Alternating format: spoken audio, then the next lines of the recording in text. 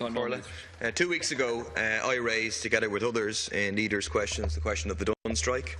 I described Duns as behaving like 19th century dock owners, using their ability to give or withhold work as an instrument of control, punishment and reward to create a submissive workforce.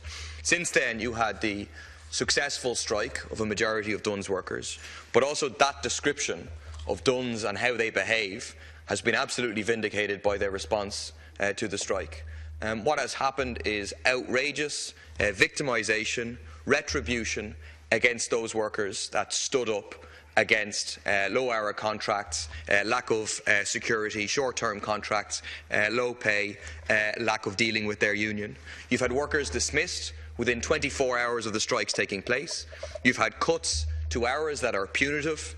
You've had moving of workers from one department to another simply to punish them, and you've had shift pattern changes simply designed to put people out. It's outrageous behaviour by Dun stores. It should be condemned by everybody in this House.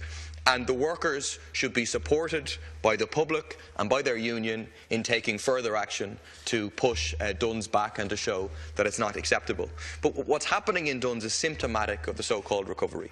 A low-hour, short-term contract, low pay, bullying employers.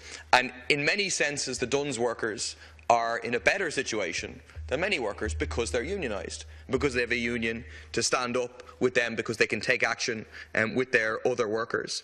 But it's precisely the model of recovery pushed by the government. It's pushed by their actual actions in terms of job bridge, gateway, first steps, driving, mandatory forced labour for young people in particular, driving down wages for all.